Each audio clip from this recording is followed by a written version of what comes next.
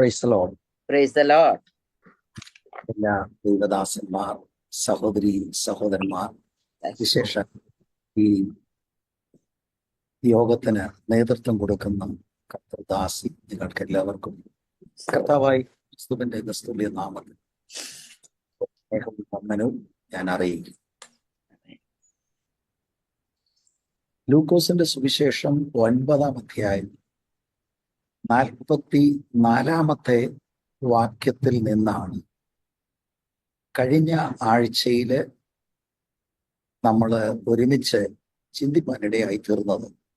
നിങ്ങൾ ഈ വാക്ക് ശ്രദ്ധിച്ച് കേട്ടോറുവിൻ, മനുഷ്യപുത്രൻ മനുഷ്യരുടെ കയ്യിൽ ഏൽപ്പിക്കപ്പെടുവാൻ പോകുന്നു എന്ന് പറഞ്ഞു.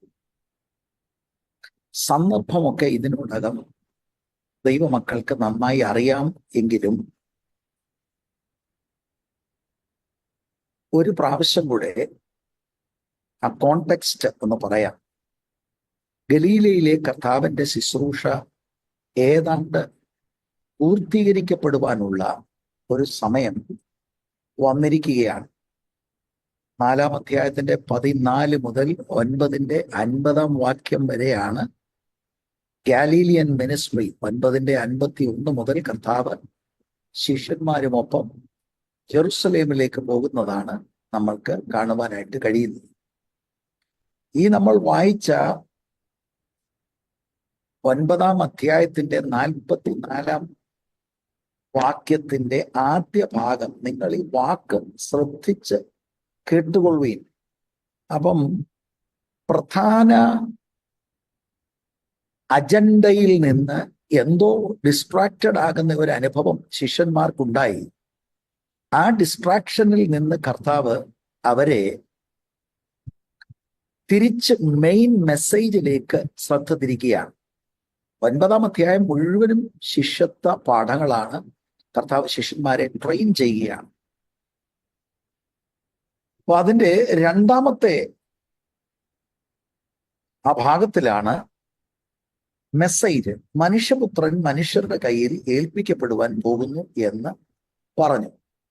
ഈ പ്രധാന മെസ്സേജിൽ നിന്നാണ് അവരെ ഡൈവേർട്ട് ചെയ്യുന്നതായിട്ട് കർത്താവിന് മനസ്സിലായി. കർത്താവ് അവരെ തിരിച്ച് മെയിൻ മെസ്സേജിലേക്ക് കൊണ്ടുവരാനുള്ള ആഹ്വാനം കൊടുക്കുന്നത്. അപ്പൊ ഇതിന്റെ കോണ്ടെക്സ്റ്റ് എന്ന് പറയുന്നത് 44-ാം വാക്യത്തിന്റെ കോണ്ടെക്സ്റ്റ് 43-ാം വാക്യത്തിന്റെ 2-ാം ഭാഗമാണ്. സാഹചര്യം യേശു ചെയ്യുന്നതിലൊക്കെയും എല്ലാവരും ആശ്ചര്യപ്പെടുമ്പോൾ അവൻ തന്റെ ശിഷ്യന്മാരോട്, അപ്പൊ അതൊക്കെ ഞാൻ വിശദീകരിച്ചതായതുകൊണ്ട് ഞാൻ ആ ഭാഗത്തിലേക്ക് പോകുന്നില്ല. ഇപ്പോൾ ഒരു ഭൂതത്തെ കർത്താവ് പുറത്താക്കിയത് മാത്രമല്ല, കർത്താവിന്റെ മുഴുവൻ മിനിസ്ട്രിയിലും അപാര അത്ഭുതങ്ങൾ നടക്കുകയാണ്. ഹ്യൂമൻലി എക്സ്പ്ലെയിൻ ചെയ്യാൻ കഴിയാത്ത പവർ ഓഫ് ഗോഡിന്റെ ഡെമോൺസ്ട്രേഷൻസ് നടക്കുകയാണ്. മരിച്ചവർ ഉയർത്തെഴുന്നേൽക്കുന്നു, ഭൂതങ്ങൾ വിട്ടുപോകുന്നു, കാലാവസ്ഥയുടെ മേലുള്ള അധികാരം, രോഗികൾ സൗഖ്യമാകുന്നു, ദൈവരാജ്യം പ്രസംഗിക്കപ്പെടുന്നു. അങ്ങനെ ആ ടോട്ടാലിറ്റി നമ്മൾ ശ്രദ്ധിച്ചാൽ ആളുകളെല്ലാം അന്തം വിട്ട് നിൽക്കുകയാണ്, പ്രത്യേകിച്ചും ഈ അത്ഭുതങ്ങളെ കണ്ട്. അപ്പൊ ക്രൗഡ് അമേസ്ഡായി മാർവൽ ചെയ്യുന്നു. ഇത് കണ്ട് ശിഷ്യന്മാരും ആ പ്രധാന ദൂതിൽ നിന്ന് വ്യതിചലിക്കുന്ന ഒരനുഭവം, ആ മെയിൻ പോയിന്റ് അവർ മിസ് ചെയ്യുന്ന ഒരനുഭവം ആണ് നമ്മൾക്ക് ഈ 43-ാം വാക്യത്തിന്റെ 2-ാം ഭാഗത്തിൽ നിന്ന് മനസ്സിലാക്കാൻ കഴിയുന്നത്. അതിന്റെ പ്രധാന കാര്യമെന്ന് പറയുന്നത്, ഞാൻ പലപ്പോഴും പറഞ്ഞിട്ടുണ്ട് ദൈവമക്കളോട്, അവർക്കൊരു മെസ്സിയാനിക് എക്സ്പെക്ടേഷൻ ഉണ്ട്. അവരെല്ലാം മെസ്സിയ വരുമെന്ന് വിശ്വസിക്കുന്നവരാണ്. പക്ഷെ മസായ വരുമ്പോൾ ഒരു ലിറ്ററൽ കിങ്ഡമാണ് അവർ പ്രതീക്ഷിച്ചത്. പ്രത്യേകിച്ച് അവര് ആ സമയത്ത് റോമൻ അധികാരികൾക്ക് കീഴ്പ്പെട്ട് നിൽക്കുന്ന ഒരു സമയമാണ്. മശിയ യേശു കർത്താവാണെന്ന് ശിഷ്യന്മാർക്ക് ബോധ്യമുണ്ട്. ആ മശിയ യേശുക്രിസ്തുവാണ്. യേശു ആണെങ്കിൽ he will bring the literal kingdom now അപ്പോൾ അവർക്ക് അവരെക്കുറിച്ചുള്ള പ്രതീക്ഷയാണ്. അവര് നല്ല നല്ല സ്ഥാനങ്ങളിലാവും. ആ എർത്ത്ലി കൺസെപ്റ്റ് ആണ് വാസ്തവത്തിൽ അവിടെ അവർക്ക് ഉണ്ടാകുന്നത്. അതുകൊണ്ട് കർത്താവിൻ്റെ പ്രധാനപ്പെട്ട അജണ്ടയിൽ നിന്ന് അവര് ഡിസ്ട്രാക്റ്റഡ് ആകുന്ന ഒരനുഭവമാണ് നമ്മൾക്ക് കാണുവാനായിട്ട് കഴിയുന്നത്. ഒരു പൊളിറ്റിക്കൽ മിലിറ്ററി ഡെലിവറിനെയാണ് അവർ പ്രതീക്ഷിക്കുന്നത്. അവരുടെ മെസ്സിയാനിക് കൺസെപ്റ്റ് അതാണ്. അതുകൊണ്ട് ഇപ്പോൾ ഒരു പിതാവിൻ്റെ മകന്റെ ഭൂതത്തെ കർത്താവ് പുറത്താക്കി കഴിഞ്ഞപ്പോൾ ഭയങ്കര എക്സൈറ്റ്മെന്റ് ആയി. 9 ശിഷ്യന്മാരെ നോക്കിയിട്ട് പുറത്തു പോകാത്ത ഒരു സ്റ്റബോൺ ഡീമൺ കർത്താവിന്റെ ഒറ്റ വാക്കിൽ പുറത്താകുന്നു. ആ മെസ്സിയാനിക് എക്സ്പെക്ടേഷൻ അങ്ങ് വളരെ ഹൈ ആയി നിൽക്കുമ്പോൾ കർത്താവ് അടിയന്തരമായിട്ട് പറയുന്നത് ലിസൺ ടു മീ. എന്താണ്? കർത്താവിന്റെ മരണത്തെക്കുറിച്ച്, അതായത് ക്രൂശ് മരണത്തെക്കുറിച്ചാണ് കർത്താവിന് അവരോട് അടിയന്തരമായി പറയാനുള്ളത്. പക്ഷെ 45-ാം വാക്യം നമ്മൾ ചിന്തിച്ചതാണ്, അതും വിശദീകരിക്കുന്നില്ല. ആ വാക്ക് അവർ ഗ്രഹിച്ചില്ല. 4 പ്രയോഗങ്ങൾ ഈ 45-ാം വാക്യത്തിൽ ഗ്രഹിച്ചില്ല. അത് 2 തിരിച്ചറിയാതെ വണ്ണം, 3 അവർക്ക് മറഞ്ഞിരുന്നു. ആ വാക്ക് സംബന്ധിച്ച് അവനോട് ചോദിപ്പാൻ അവർ ശങ്കിച്ചു. ഇത് നമ്മളെ അത്ഭുതപ്പെടുത്തുന്ന കാര്യമാണ്. അപ്പൊ നമ്മൾ മനസ്സിലാക്കേണ്ടത്, ഇതാദ്യമായിട്ടല്ല ക്രൂശ് മരണത്തെക്കുറിച്ച് കർത്താവ് പറയുന്നത്. 22-ാം വാക്യത്തിൽ 1-ാമത്തെ പ്രഡിക്ഷൻ അവിടെ കാണുന്നു. അവിടെ അവർക്ക് കാര്യമായിട്ട് മനസ്സിലായിട്ടില്ല. ഇതാണ് നമുക്ക് മാത്യു 16-ൽ പാരലൽ പാസേജിൽ നിന്ന് മനസ്സിലാകുന്നത്. ഇനി 9-ാം അധ്യായത്തിന്റെ 18-ാം അധ്യായത്തിന്റെ 31 മുതൽ 34 വരെയുള്ള വാക്യങ്ങളിൽ 3-ാമത് കർത്താവിന്റെ മരണത്തെക്കുറിച്ചും ഒക്കെ കർത്താവ് എക്സ്പ്ലെയിൻ ചെയ്യുന്നുണ്ട്. വളരെ എക്സ്പ്ലിസിറ്റ് ആയിട്ട് പല കാര്യങ്ങൾ പറയുന്നുണ്ട്. അവിടെയും 34-ാമത്തെ വാക്യത്തിൽ എഴുതിയിരിക്കുന്നത് they just didn't seem to understand. എന്തുവാ ഈ പറയുന്നത്? കാരണം അവർ ചിന്തിക്കുന്നത് അങ്ങനെ അല്ല. The Messiah is a conquering king. He will sit on the throne of David and will rule. പക്ഷെ കർത്താവ് നേരെ വേറെ ഒരു കാര്യമാണ് പറയുന്നത്. അവ they couldn't accept that. അതവർക്ക് മറഞ്ഞിരിക്കുകയാണ്. എന്നിട്ട് 24-ാം അധ്യായത്തിലേക്ക് നമ്മൾ വരുമ്പോൾ 6 മുതൽ 8 വരെ, 25, 26 വാക്യം, 44, 45, 47 വാക്യം, ഉയർത്തെഴുന്നേറ്റ കർത്താവ് ദൈവവചനം പിന്നെ അവരെ പഠിപ്പിച്ച് അവരുടെ ബുദ്ധിയെ തുറന്നു കഴിഞ്ഞാണ് യേശു കഷ്ടാനുഭവങ്ങളിലൂടെ കടന്നു പോകണം, ക്രൂശിതനാകും, മരിക്കും, അടക്കപ്പെടും, 3-ാം ദിവസം ഉയർത്തെഴുന്നേൽക്കും എന്നിങ്ങനെയുള്ള കാതലായ കാര്യങ്ങൾ ശിഷ്യന്മാർക്ക് മനസ്സിലാകുന്നത്. യേശുവിന്റെ കൂടെ നടക്കുന്നവർക്ക് യേശുവിന്റെ പ്രധാന അജണ്ട മനസ്സിലായില്ല എന്നുള്ളത് വളരെ ചിന്തിക്കേണ്ട കാര്യമാണ്. യേശുവിന്റെ ഐഡന്റിറ്റി അവർക്ക് ബോധ്യമായി. നമുക്ക് 9-ാം അധ്യായത്തിന്റെ 18 മുതൽ 20 വരെയുള്ള വാക്യങ്ങൾ നമുക്കത് മനസ്സിലായിട്ടുണ്ട്. ഐഡന്റിറ്റി മനസ്സിലായെങ്കിലും മെസ്സായയുടെ മിഷനെ കുറിച്ച് അവർക്ക് വേണ്ട നിലയിൽ അവർക്ക് മനസ്സിലായില്ല. അപ്പൊ ഇവിടെയാണ് നമ്മൾ ഒരു കാര്യം മനസ്സിലാക്കേണ്ടത്. കഷ്ടാനുഭവത്തെക്കുറിച്ചും ക്രൂശിനെ കുറിച്ചും വേണ്ട നിലയിൽ മനസ്സിലാകാതിരിക്കുന്ന ശിഷ്യന്മാര് 2 കാര്യത്തിൽ ഇൻഎഫക്റ്റീവ് ആകും. ഒന്ന്, ക്രിസ്ത്യാനിറ്റിയുടെ കോർ മെസ്സേജ് എന്ന് പറയുന്നത് ഡിസൈപ്പിൾഷിപ്പാണ്. ഡിസൈപ്പിൾഷിപ്പിൽ ക്രൂശ് എടുത്ത് അനുഗമിക്കുക എന്നുള്ളതാണ്. They cannot understand that. 2, സുവിശേഷീകരണത്തിന് വേണ്ടി ഇവർ പോകണമെങ്കിൽ കർത്താവ് പറഞ്ഞു മാനസാന്തരവും പാപമോചനവുമാണ് പ്രസംഗിക്കേണ്ടത്. 24:47 മാനസാന്തരപ്പെടുന്നവർക്ക് പാപമോചനമുണ്ട്. പക്ഷെ പാപമോചനത്തിന് വേണ്ടിയാണ് കർത്താവ് കാൽവറി ക്രൂശിൽ യാഗമായി തീരുന്നത്. If someone is ignorant about that, how can they go and evangelise? അപ്പൊ ഈ രണ്ട് പ്രധാനപ്പെട്ട കാര്യങ്ങൾ അവര് ഇൻഎഫക്റ്റീവായി മാറും. അപ്പൊ കർത്താവ് അവരെ ആവർത്തിച്ച് ഈ കാര്യം പറഞ്ഞ് മനസ്സിലാക്കാൻ ശ്രമിക്കുന്നുണ്ട്. എന്നിട്ട് ഏറ്റവും അവസാനം ഉയർത്തെഴുന്നേറ്റ് കഴിഞ്ഞ് അവരെ ഈ വിഷയം പിന്നെയും പഠിപ്പിച്ച് ദൈവവചനത്തിൽ അവരെ ഉറപ്പിക്കുന്നുണ്ട്. ഇതൊക്കെ പഴയ നിയമത്തിൽ എഴുതിയിട്ടുള്ള കാര്യങ്ങളുടെ നിവൃത്തിയാണെന്ന് അവർക്ക് സ്ക്രിപ്ചേഴ്സ് ഓപ്പൺ ചെയ്ത് അവരുടെ ബുദ്ധിയെ തുറന്നു എന്നതാണ് നമ്മൾക്ക് കാണാനായിട്ട് കഴിയുന്നത്. ഇന്ന് ഇതിനോട് ചേർന്ന് ഈ വിഷയം അറിയത്തില്ലെങ്കിൽ ഞാൻ പറഞ്ഞു ഇവാഞ്ചലിസത്തിൽ ഇൻഎഫക്റ്റീവ് ആകും, അല്ലാതെ ക്രിസ്തീയ ജീവിതത്തിലും ഇൻഎഫക്റ്റീവ് ആകും. ഈ 9-ാം അധ്യായത്തിന്റെ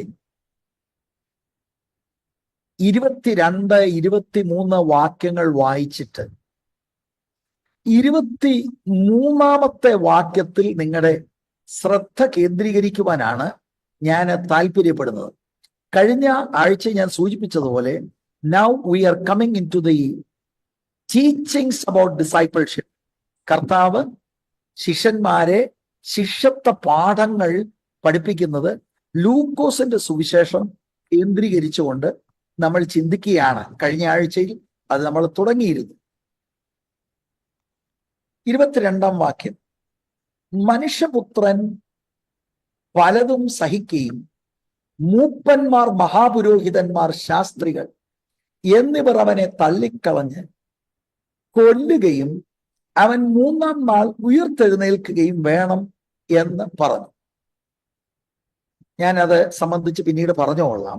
23-ാം വാക്യം, പ്രത്യേകിച്ച് അതിന്റെ പാരലൽ പാസേജിൽ നമ്മൾ പോകുമ്പോഴാണ് കർത്താവ് ഇനിയും ഈ 23 മുതലുള്ള വാക്യങ്ങൾ പറയാനുള്ള ഇമ്മീഡിയറ്റ് കോണ്ടെക്സ്റ്റ് അത് പിന്നീട് ഐ ട്രൈ ടു എക്സ്പ്ലെയിൻ. ഞാൻ 23-ാം വാക്യം, പിന്നെ അവൻ എല്ലാവരോടും പറഞ്ഞത്, എന്നെ അനുഗമിപ്പാൻ ഒരുത്തൻ ഇച്ഛിച്ചാൽ അവൻ തന്നെത്താൻ നിഷേധിച്ച് നാൾ തോറും തന്റെ ക്രൂശ് എടുത്തും കൊണ്ട് എന്നെ അനുഗമിക്കട്ടെ. യേശു കർത്താവ് ക്രൂശിക്കപ്പെടാൻ പോവുകയാണ്. They don't seem to understand. അവരോട് കർത്താവ് പറയുന്നത്, എനിക്ക് മാത്രമല്ല ക്രൂശ്, എന്നെ അനുഗമിക്കുന്ന എല്ലാവരും ക്രോസ് ബെയറേഴ്സ് ആണ്. This is the core message of Christianity.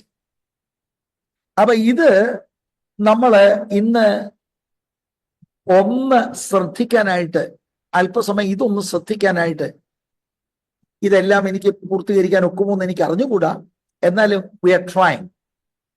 അപ്പൊ ഈ വാക്യം ഞാൻ ഒന്നുകൂടെ വായിക്കാം. പിന്നെ അവൻ എല്ലാവരോടും പറഞ്ഞത്, എന്നെ അനുഗമിപ്പാൻ ഒരുത്തൻ ഇച്ഛിച്ചാൽ അവൻ തന്നെത്താൻ നിഷേധിച്ച് നാൾ തോറും തന്റെ ക്രൂശ് എടുത്തുകൊണ്ട് എന്നെ അനുഗമിക്കട്ടെ. അപ്പൊ ഇത് കർത്താവായ യേശുക്രിസ്തു നേരിട്ട് പറയുന്ന വാക്കുകളിൽ ഒരു ജെനുവിൻ ബിലീവർ ആരാണ്? One who follows Jesus by carrying his cross. നമ്മൾ മനസ്സിലാക്കണം, ഇത് എവിടെയോ യാദൃച്ഛികമായി എങ്ങാണ്ട് കാഷ്വലായി കർത്താവ് പറഞ്ഞത് ഒരു കാര്യമല്ല. ഇത് കർത്താവിന്റെ ഒരു നോർമൽ ടീച്ചിങ്ങിന്റെ ഭാഗമാണ്. അനേക ആവർത്തി ഈ മെസ്സേജ് ആവർത്തിച്ച് ന്യൂ ടെസ്റ്റമെന്റിൽ പറഞ്ഞിട്ടുണ്ട്. എന്തുകൊണ്ടാണ് നമ്മുടെ സഭകളിലും കൺവെൻഷൻ വേദികളിലുമൊക്കെ ഇത് പ്രസംഗിക്കാത്തത് എന്നുള്ളതിനെ കുറിച്ച് ഐ ഹാവ് വണ്ടേർഡ്. യേശു ആവർത്തിച്ച മെസ്സേജ് നമുക്കൊരു പ്രധാന വിഷയം അല്ലാതെ മാറിയ ഒരു സാഹചര്യമാണ് ഇന്ന് നമ്മൾ പലയിടത്തും കാണുന്നത്. ഈ 9-23 പാരലൽ പാസേജ് മാത്യു 16:24-27, മാർക്ക് 8:34-38. ഇതേ പ്രിൻസിപ്പിള് മറ്റ് പലയിടങ്ങളിലും പഠിപ്പിക്കുന്നതായിട്ട് നമുക്ക് കാണുവാനായിട്ട് കഴിയും. അപ്പൊ ഒരു നിമിഷം, ഇന്നത്തെ ആധുനിക സുവിശേഷീകരണവും യേശുവിന്റെ സുവിശേഷീകരണവും തമ്മിലുള്ള വ്യത്യാസം എൻ്റെ പ്രിയപ്പെട്ട സഹോദരി സഹോദരന്മാരെ, നമ്മുടെ കണ്ണ് തുറന്നേ മതിയാകത്തുള്ളൂ. നമ്മൾ ഒരുപാട് മെസ്സേജുകൾ കേൾക്കുന്നവരാണ്. What is true biblical preaching and teaching? ഇപ്പൊ ജീസസ് ആണ് വാസ്തവത്തിൽ ഒരു സുവിശേഷകന്റെ മോഡലായി നമ്മൾ മനസ്സിലാക്കേണ്ടത്. ഏതായാലും അതിനപ്പുറത്തൊരു സുവിശേഷകൻ ഇല്ലല്ലോ. ജീസസ് ആണ് ഒരു ഇവാഞ്ചലിസ്റ്റിന്റെ കൃത്യമായ എക്സാമ്പിൾ.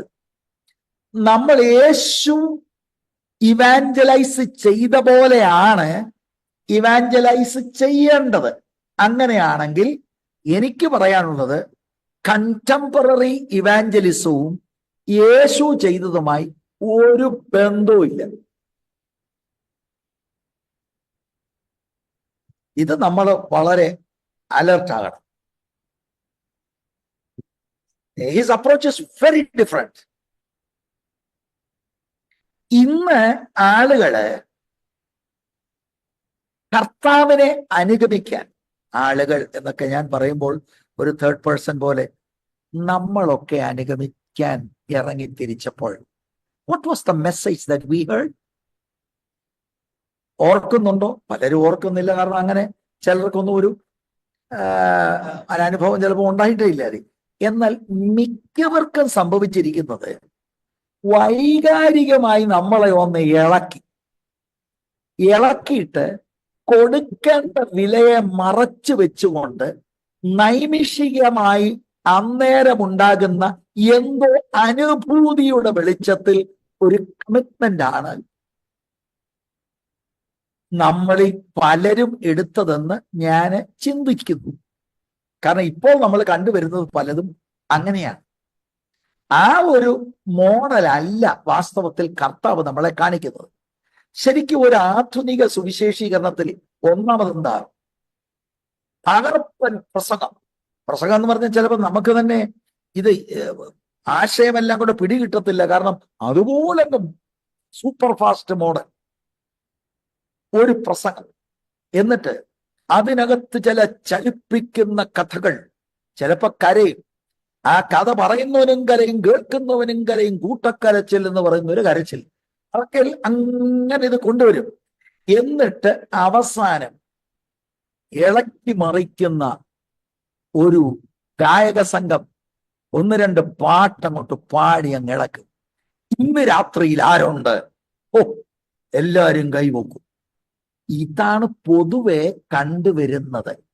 അല്ലാതെ ക്രൂശിതനായ ക്രിസ്തുവിനെ പ്രസന്റ് ചെയ്ത് അവിടുന്ന് നമുക്ക് വേണ്ടി സാക്രിഫൈസ് ചെയ്തത് പറഞ്ഞ് പാപത്തിന് പരിഹാരം ദൈവം ക്രിസ്തുവിൽ ചെയ്തു എന്നുള്ള സുവിശേഷത്തിലെ കാവലായ കാര്യങ്ങൾ പറഞ്ഞ് ഞാനൊരു പാപിയാണെന്ന് ഏങ്ങലടിച്ച് കരഞ്ഞ് കടന്നു വന്നവരില്ലെന്നൊന്നും ഞാൻ പറയുന്നില്ല, ചുരുക്കമാണെന്നാണ് ഞാൻ പറയുന്നത്.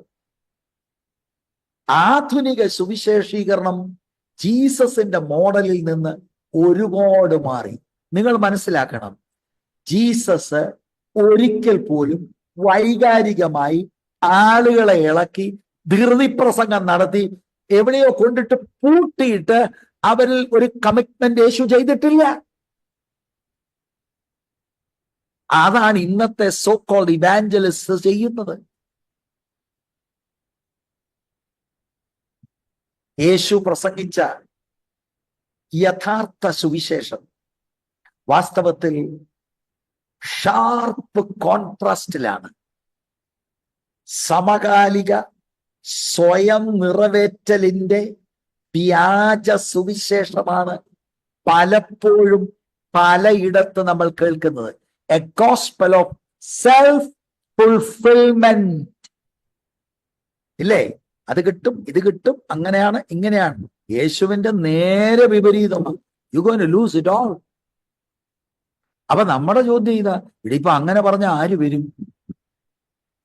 അങ്ങനെ 4 ഞായറാഴ്ച ഒന്ന് പ്രസംഗിച്ചു നോക്ക്, ഉള്ളവരിൽ പലരും പോവും. എത്ര ഭയാനകമാണിത്! ഞാൻ ഇപ്പോൾ നിങ്ങളോട് ആ 9:23 കർത്താവ് പ്രസ്താവിച്ച ക്രിസ്ത്യാനിറ്റിയുടെ പ്രധാനപ്പെട്ട ഒരു കോർ മെസ്സേജ് വായിച്ചിട്ട് ജീസസ് എങ്ങനെയാണ് സുവിശേഷീകരണം ചെയ്തത്? നിങ്ങൾ മാത്യു 16 മനസ്സിലാക്കണം.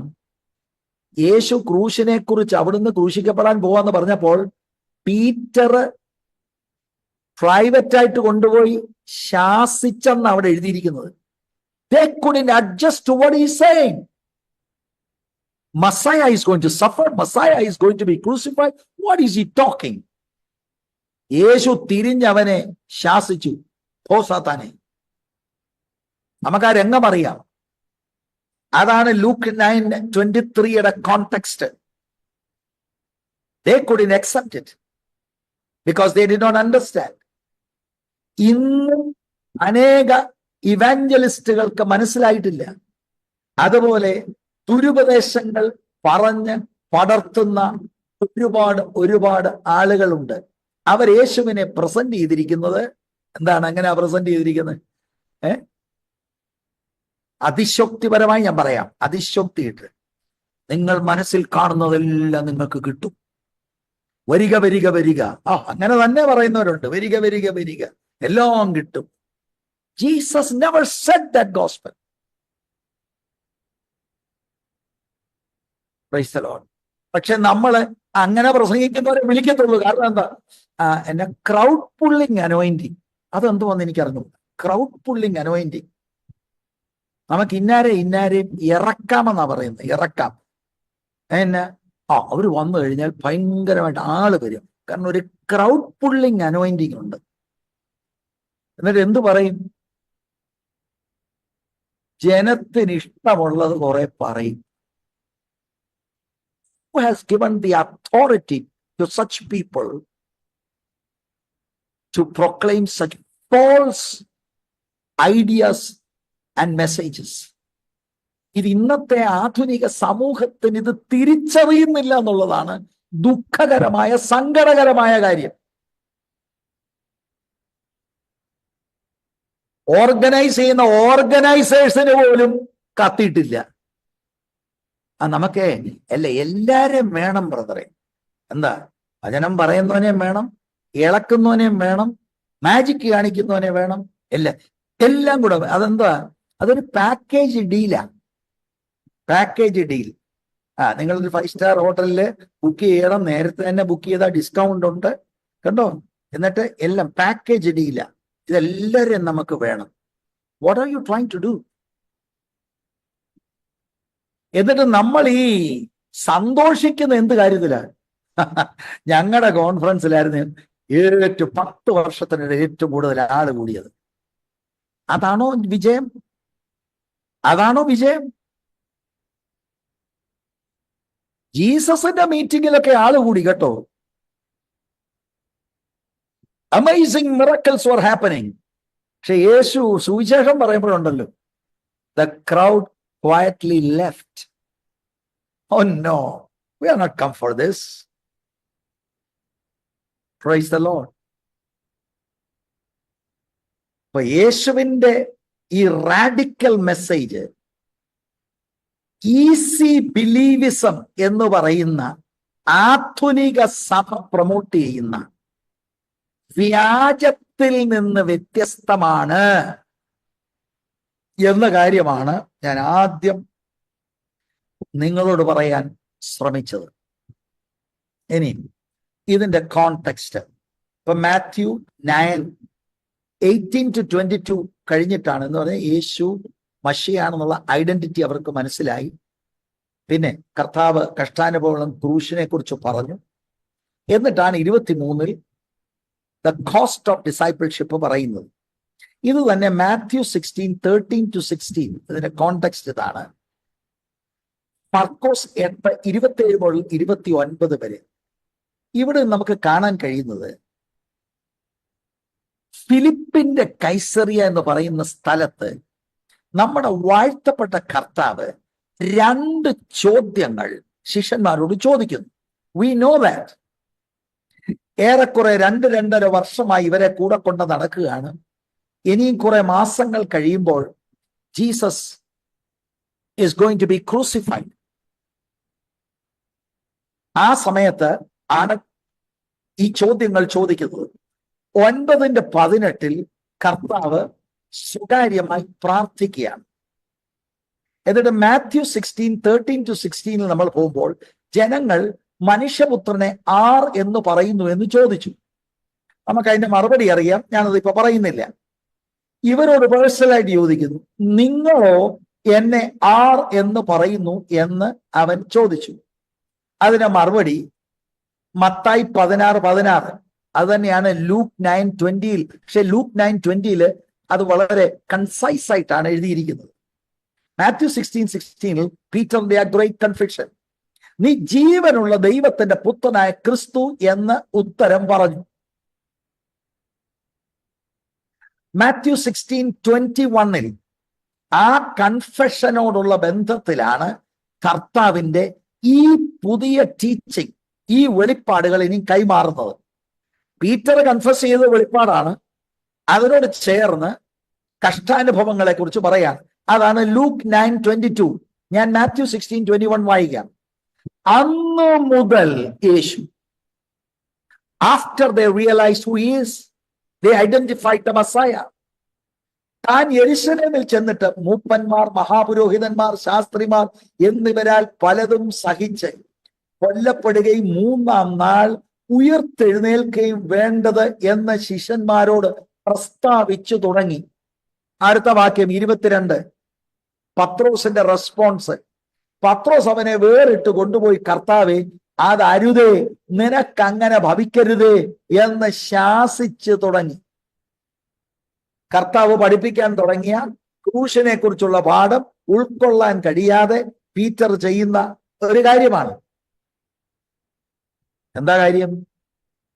ഡിസൈപ്പിൾസ് തോട്ട് ഇവര് they are on the road to glory. കർത്താവ് പറയുന്നത് no, this is the way of the cross. ഉൾക്കൊള്ളാനൊത്തില്ല. അവർ പഠിച്ചു വെച്ചിരിക്കുന്ന വേറെ ആശയമാണ്.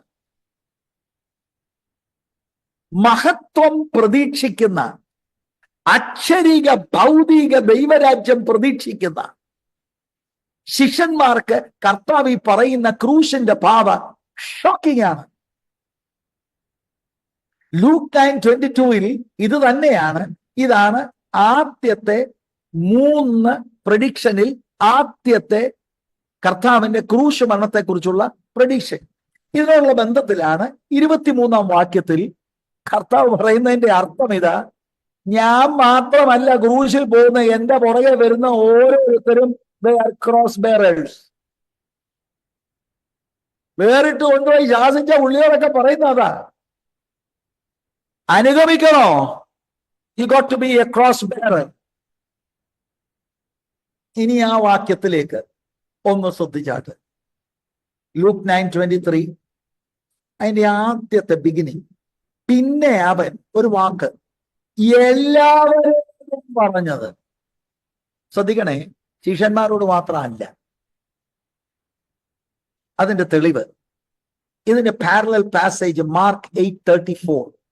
പിന്നെ അവൻ പുരുഷാരത്തെയും തന്റെ ശിഷ്യന്മാരെയും അരികെ വിളിച്ച്. അപ്പൊ ഇതേ എവിടെങ്കിലും രഹസ്യമായിട്ട് ശിഷ്യന്മാരോട് പറയുന്നതല്ല, ഇത് പബ്ലിക്കായിട്ടുള്ള മെസ്സേജ് ആണ്.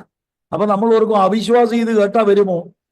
ഇത് കേട്ടേച്ച് വരുന്നവൻ വന്നാൽ മതി.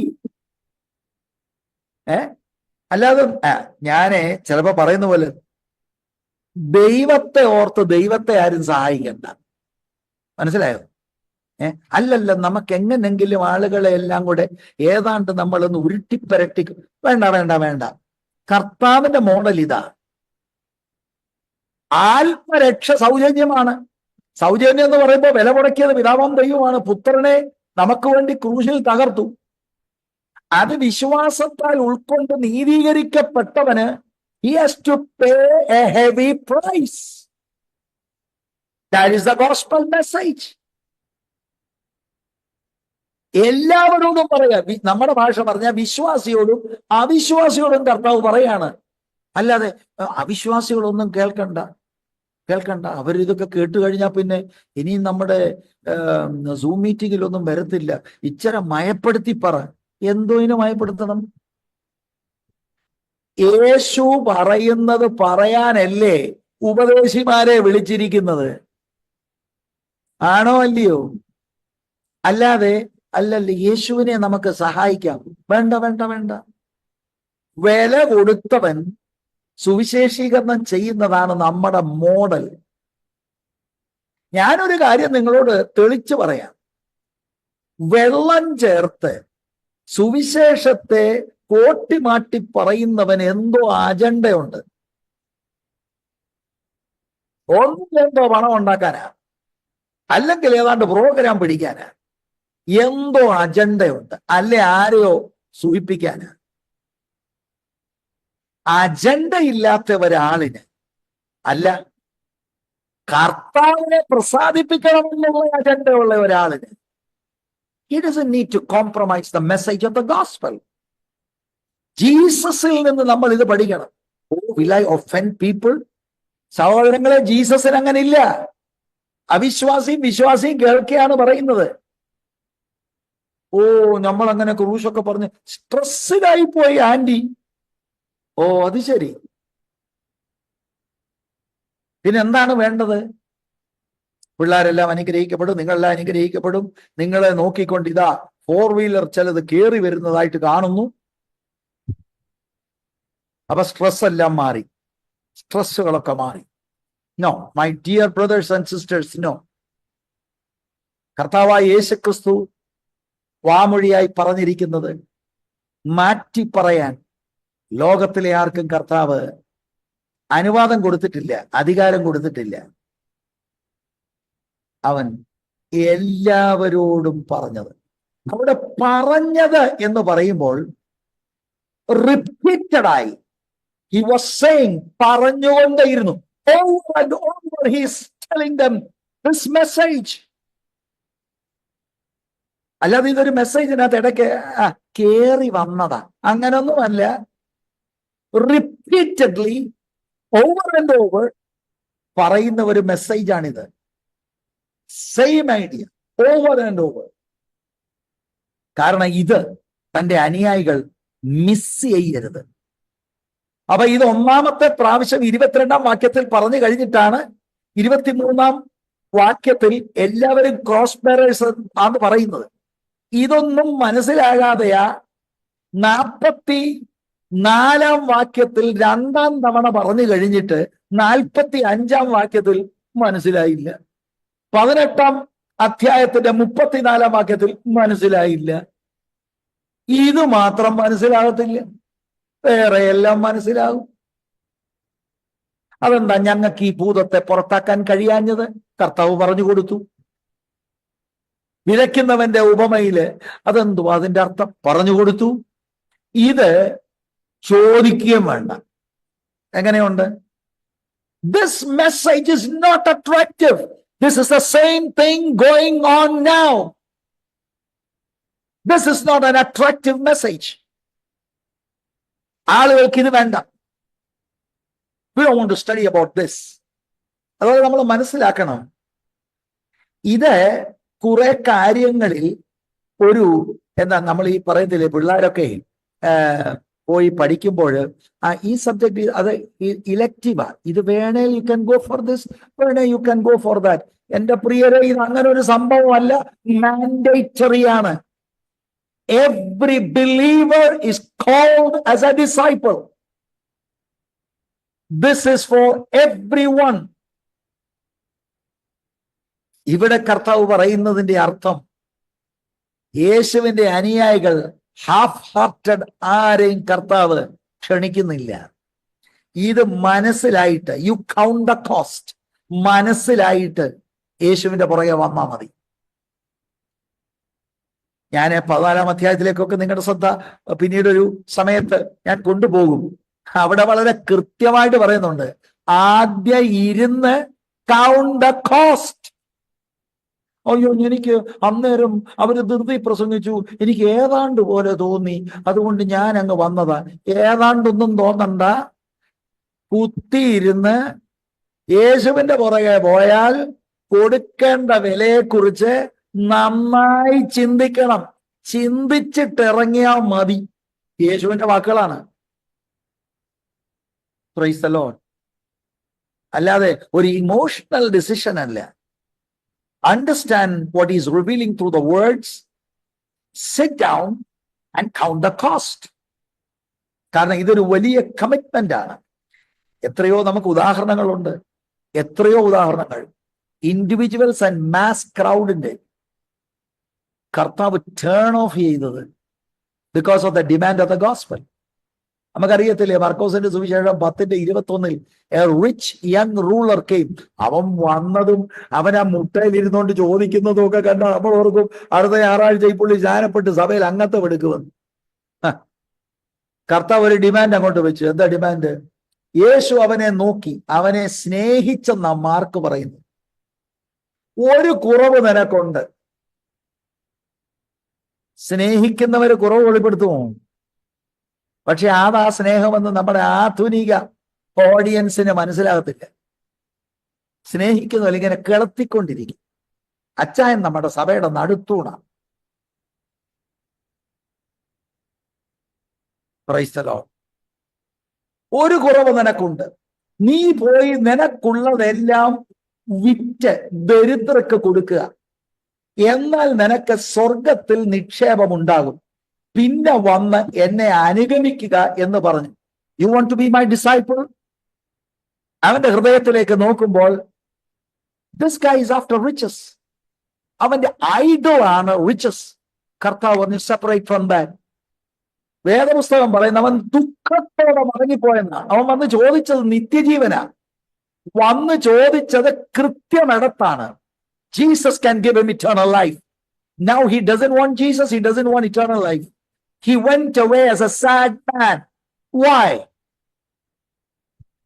Jesus spelled out the cost of following him. അതൊക്കെ പിന്നീട് പഠിക്കുമ്പോൾ അതിന്റെ എക്സ്പ്ലനേഷൻസ് ഞാൻ തരാം. ഇപ്പോൾ ഞാൻ പറയുന്ന ഇതാ, യേശുവിന്റെ സുവിശേഷീകരണത്തില് സ്ട്രൈറ്റ് ഫോർവേഡ് ഭയങ്കര പണക്കാരൻ ടീമാകട്ടോ. അപ്പൊ അവൻ തിരിഞ്ഞ് ദുഃഖത്തോട് പോകുമ്പം ഹലോ ഹലോ ഹലോ, അയ്യോ എന്റെ മോനെ, എടാ ഞാൻ അങ്ങനെ പറഞ്ഞതേ ഉള്ളൂ. ഗ്രീക്ക് ഞാൻ ഇപ്പോഴും നോക്കിയപ്പോ അങ്ങനെ അല്ല. നീ വരണം, നീ വേണം നമ്മുടെ ചർച്ചിന്റെ ലീഡർ. ഇതൊന്നും അല്ല കർത്താവ് പറയുന്നത്. മനസ്സിലായോ? സ്തോത്രം. പണക്കാരൻ അച്ചായന്റെ കീശയിലെ ഇരിക്കുന്നത് കണ്ടിട്ട് തൂതുമാറ്റുന്നതല്ല യഥാർത്ഥ Suviseshakan. Jesus is our model. Jesus is our model. Praise the Lord. സ്തോത്രം. പണക്കാരന്റെ വീട്ടിൽ വന്ന പ്രവാചകന്റെ ദൂത് എന്ന് പറയുന്നത്, പിന്നെ പൈസ കൊടുത്തില്ലേ ദൂത് മാറും, അത് വേറെ കാര്യം. ഫീഡിങ് നടന്നുകൊണ്ടിരുന്നാൽ നോ പ്രോബ്ലം. പൈസ കൊടുത്തില്ലല്ലോ, പൈസ കൊടുത്തില്ലെങ്കിൽ ന്യായവിധി പറയും. ന്യായവിധി. അങ്ങനൊക്കെ നടന്ന കേസുകളുണ്ട്. ഞാനിപ്പോ അങ്ങോട്ട് പോകുന്നില്ല. Price the Lord. യേശു ഒരുപാട് പേരെ, ഈവൻ മാസ് ക്രൗഡിനെ, ഇതാണ് ലൂക്കോസ് 14:28 മുതൽ 30 വരെയുള്ള വാക്യങ്ങൾ ഞാൻ നേരത്തെ ഉദ്ധരിച്ചത്. Sit down and count the cost carefully. ശരിയായ കമ്മിറ്റ്മെന്റിന്റെ ഒരു പ്രത്യക്ഷമായ അല്ലെങ്കിൽ ശരിയായ കമ്മിറ്റ്മെന്റ് ഉണ്ടാകണമെങ്കിൽ self denial and cross bearing അതിനകത്തുണ്ട്. തന്നെത്താൻ ത്യജിക്കുക, ക്രൂശ് എടുത്ത് അനുഗമിക്കുക. ഇല്ലാത്ത സമർപ്പണങ്ങൾ സമർപ്പണമല്ല. സ്തോത്രം. രക്ഷ സൗജന്യമാണ്, ഒരു തർക്കവും വേണ്ട. അവനെ കൈക്കൊണ്ട് അവന്റെ നാമത്തിൽ വിശ്വസിക്കുന്ന ഏവർക്കും ദൈവ മക്കളാകുവാൻ അവൻ അധികാരം കൊടുത്തു. ഗോൾഡൻ വേഴ്സ് നിങ്ങൾക്കറിയാം. യോഹന്നാൻ 3:16 വാക്യമൊക്കെ നമുക്കറിയാവുന്ന വാക്യമാ. For God so loved the world that he gave his only begotten son, that whosoever believeth in him, believeth in him, should not perish but have everlasting life. Just believe, brother. Just believe, sister. Right message ആണ്. പക്ഷെ believe ചെയ്തവൻ cost കൊടുക്കണം. That's the message. 23 വാക്യത്തിന്റെ ആദ്യ ഭാഗമാണല്ലോ ഞാൻ നിങ്ങളോട് പറഞ്ഞത്. പിന്നെ അവൻ എല്ലാവരോടും പറഞ്ഞത്. 23 വാക്യത്തിന്റെ 2 ഭാഗം, എന്നെ അനുഗമിപ്പാൻ ഒരുത്തൻ ഇച്ഛിച്ചാൽ എന്ന് പറഞ്ഞാൽ, if you desire to be my disciple, the call to discipleship, ആ കോള് കേട്ടിറങ്ങുന്നവർക്കാണ് കോസ്റ്റ് കൊടുക്കേണ്ടത്. കോള് സ്വീകരിച്ചു വരാൻ ഇറ്റ് കോസ്റ്റ് യു നത്തിങ്. എന്താണ് ആ കോൾ ടു ഡിസൈപ്പിൾഷിപ്പ്? അനുഗമിക്കുക, അനുഗമിക്കുക, ഫോളോ. 23 തവണ സുവിശേഷങ്ങളിൽ രേഖപ്പെടുത്തിയിട്ടുള്ള ഒരു വാക്കാണ്. ലൂക്കോസിന്റെ സുവിശേഷത്തിൽ മാത്രം 5:27, ഇപ്പോൾ നമ്മൾ വായിച്ച 9:23, 9:57, 59, 61 ഈ വചനങ്ങൾ, അതുപോലെ 14:27, 18:22, ഇവിടെ എല്ലാം ഈ വാക്കുണ്ട്, അനുഗമിക്കുക, follow. What does that word mean? ആ വാക്കിന്റെ അർത്ഥം, അടിമച്ചന്തയിൽ നിന്ന് വിലയ്ക്ക് വാങ്ങിയവൻ അടിമയുടെ കംപ്ലീറ്റ് വില കൊടുത്ത് വാങ്ങിയതാണ്. അടിമയ്ക്ക് വേറെ ഇനി ഓപ്ഷൻ ഇല്ല. വിലയ്ക്ക് വാങ്ങിയവൻ പറയുന്നതാണ് അവന്റെ ദർശനം, അടിമയുടെ ദർശനം.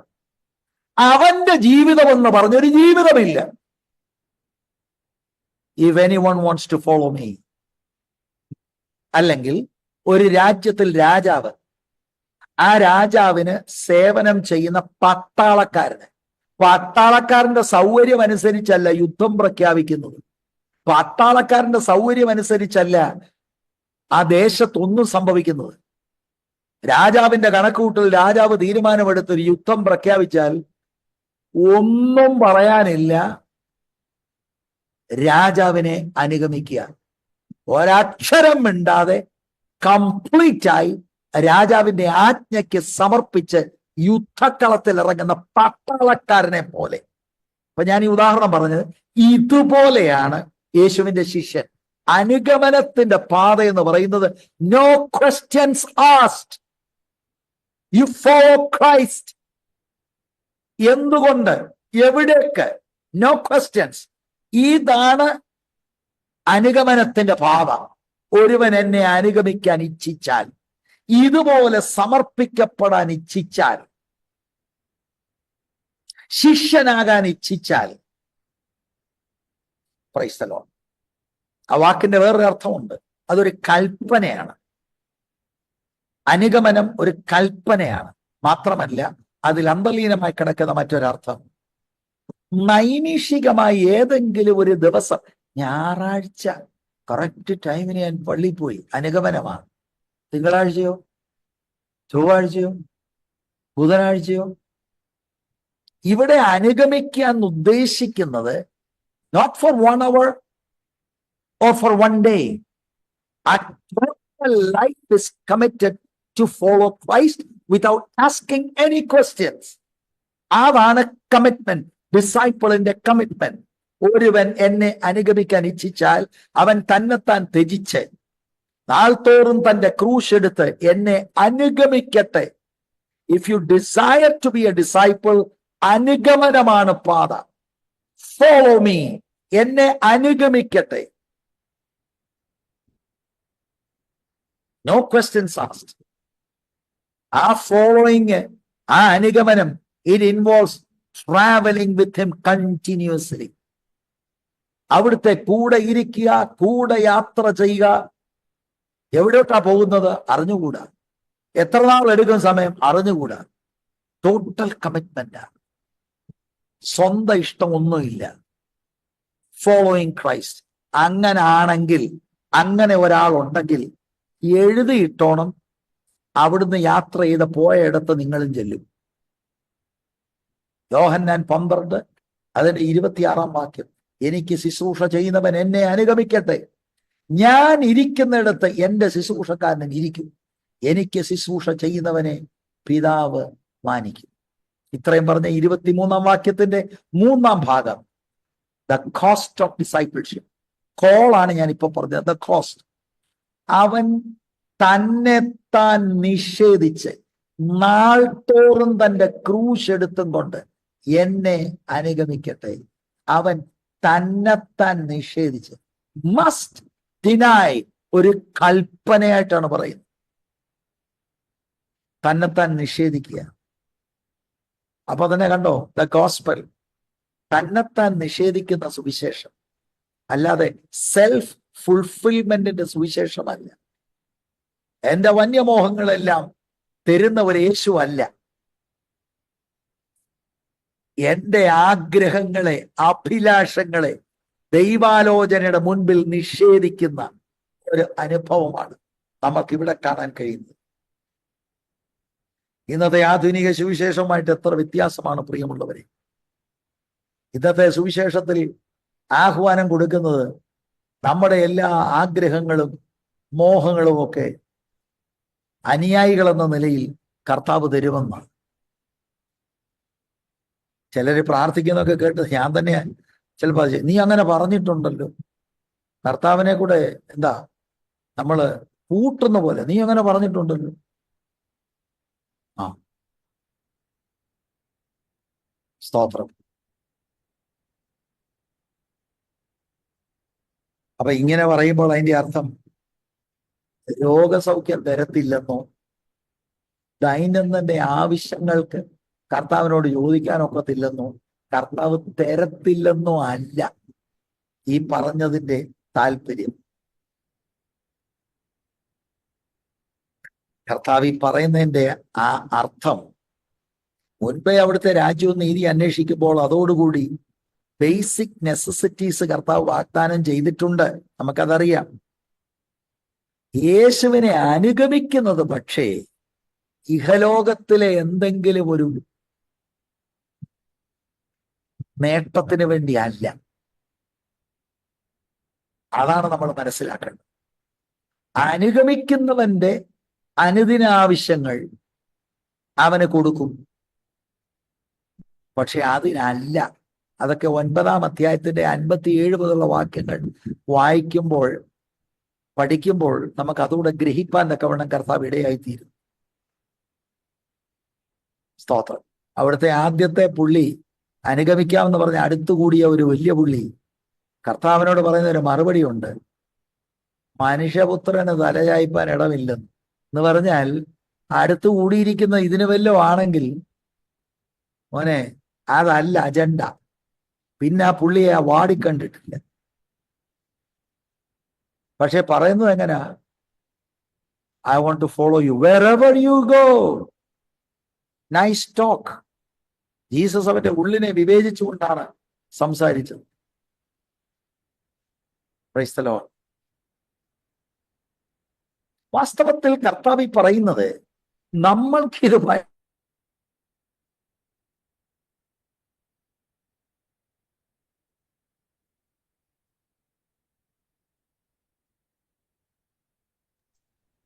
Hallelujah. Stotram.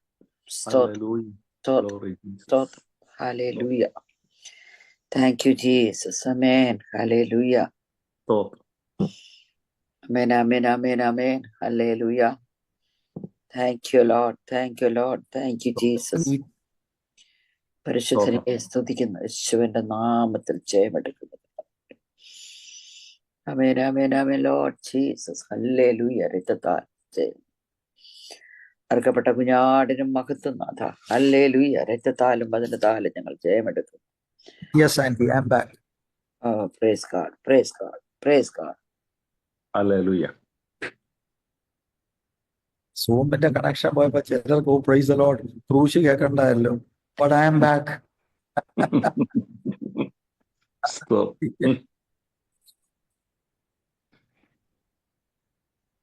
ഈ പാഠം നമ്മളിത് തന്നെത്താൻ നിഷേധിക്കണം. അവൻ തന്നെത്താൻ നിഷേധിക്കണം, നാൾത്തോറും ക്രൂശ് എടുക്കണം. അപ്പൊ നിഷേധിക്കുക എന്ന് പറയുമ്പോൾ എന്തെങ്കിലും ഫിസിക്കലായിട്ട് എന്തെങ്കിലും ഒരു കാര്യം ഡിനൈ ചെയ്യണം എന്നേ അർത്ഥം മാത്രമല്ല. അല്ലെങ്കിൽ ഓക്കെ, ഞാൻ ഏതോ കാര്യങ്ങൾ ഇവിടെ ചെയ്യുന്നു, ഇന്നതും ഒക്കെ അങ്ങ് അവോയ്ഡ് ചെയ്യാം, അത് അതിനകത്ത് ഉൾപ്പെട്ടേക്കാം. പക്ഷെ പ്രൈമർലി ആ ആശയമല്ല. ശരിക്കും ഇവിടെ അർത്ഥമാക്കുന്നത് stop living for your self. അതാണ് ആശയം. എന്റെ സെൽഫിഷ് ഇൻട്രസ്റ്റിന് വേണ്ടി ഒരു സെൽഫ് സെന്റേർഡ് ലൈഫ്, ഞാൻ, എന്റെ ഭാര്യ, എന്റെ പിള്ളേര്, ഞാൻ കഴിഞ്ഞിട്ടേ ഉള്ളൂ എന്റെ ഭാര്യ, അല്ലേ? അതാണ് പലരുടെയും തത്വം.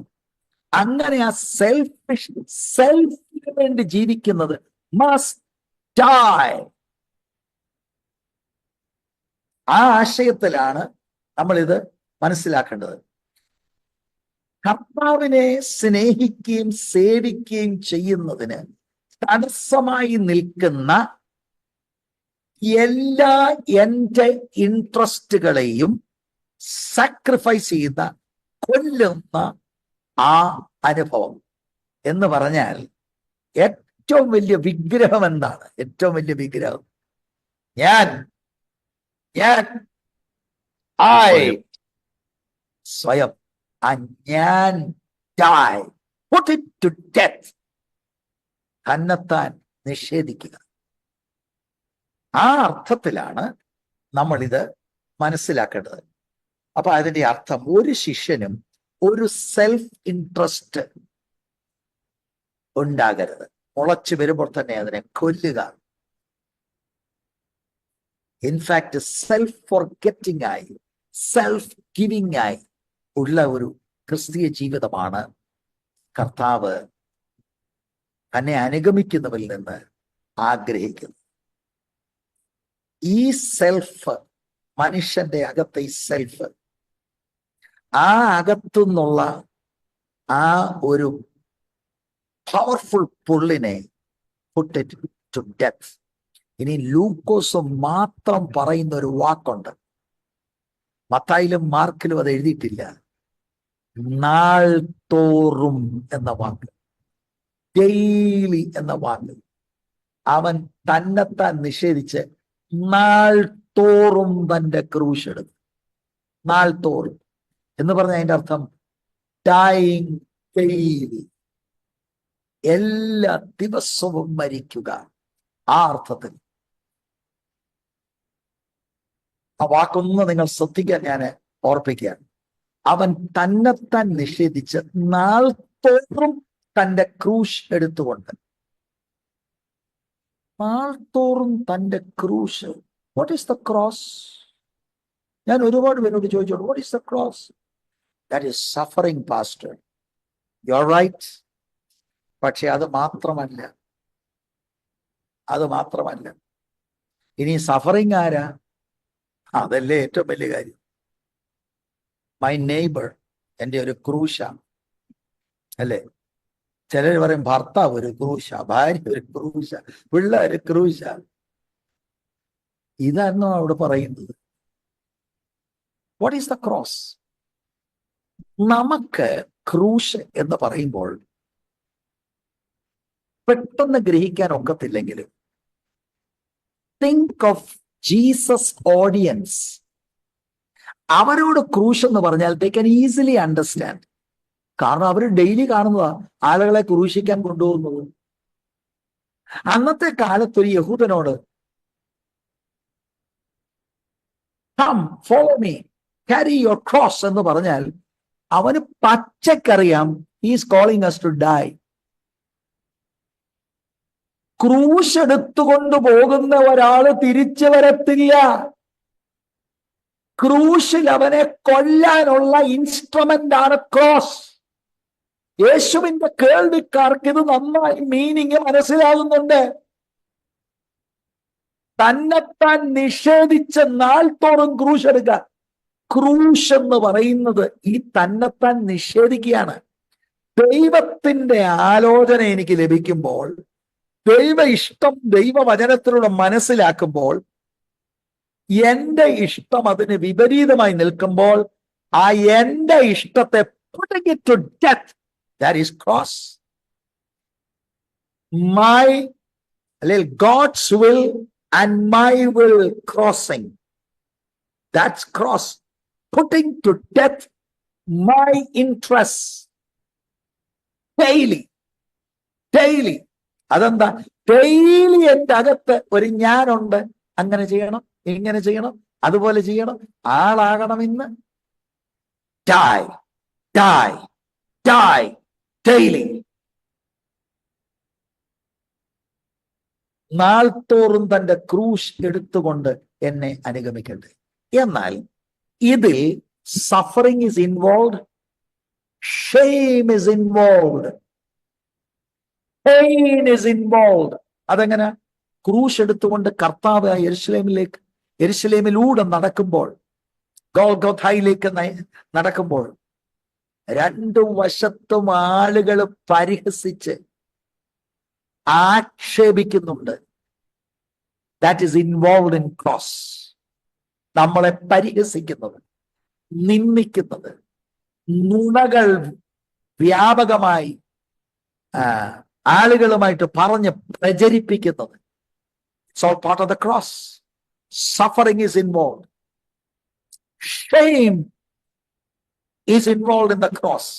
പക്ഷെ ആത്യന്തികമായി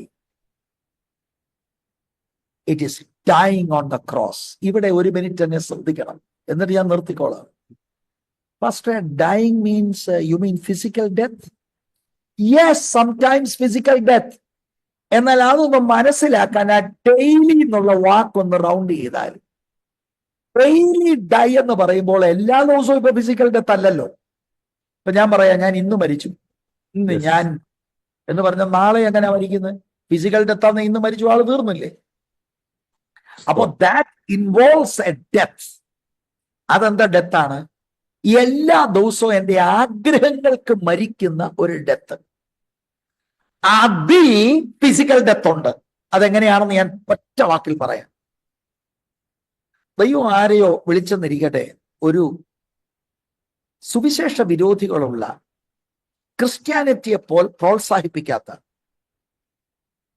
കാട്ടുജാതിക്കാരുടെ ഇടയിൽ ദൈവം ആരെയോ വിളിച്ചു. അപ്പൊ അവന്റെ ഉള്ളിൽ പറഞ്ഞു, oh, you have all the comforts here, stay back, you can support them with $1. പക്ഷേ അവൻ പറഞ്ഞു, നോ, എന്നെയാ വിളിച്ചത്, ഐ വിൽ ഗോ. അവൻ തന്നെത്താൻ അവന്റെ കംഫർട്ട്സിനെ നിഷേധിച്ചുകൊണ്ട് കർത്താവ് ആഗ്രഹിച്ച ഇടത്തേക്ക് അവൻ പോകുന്നു. പക്ഷെ അവിടെ ചെല്ലുന്നു, അവനെ സുവിശേഷ വിരോധികൾ കൊല്ലുന്നു. സ്വയം നിഷേധിക്കുന്ന നിമിത്തം there are some people who will be facing physical death even. Hallelujah. ശിഷ്യത്വത്തിന്റെ മെയിൻ കോർ മെസ്സേജ് ആണ് എന്റെ പ്രിയപ്പെട്ട സഹോദരി സഹോദരന്മാരെ. ഞാൻ എന്റെ വാക്കുകൾ ഇവിടെ നിർത്തുമ്പോൾ, ഒരുവൻ എന്നെ അനുഗമിക്കാൻ ഇച്ഛിച്ചാൽ, that's the call. കോസ്റ്റ് എന്താ?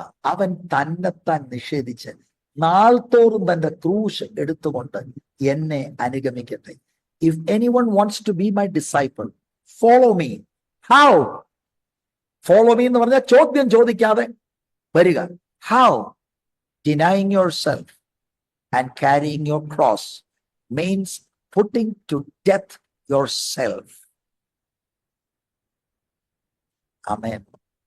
ഈ ലോകത്തിലെ സുഖ സൗകര്യങ്ങൾ കർത്താവിനോടുള്ള ബന്ധത്തിൽ ദൈവത്തെ അനുസരിക്കാൻ വേണ്ടി മാറ്റിവെച്ചുകൊണ്ട് കർത്താവിനെ എന്തു വിലയും കൊടുത്ത് അനുസരിക്കുന്ന അനുഭവം.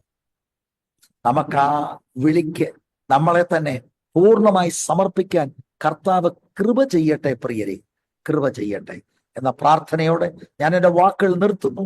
May the Lord bless us abundantly. God bless.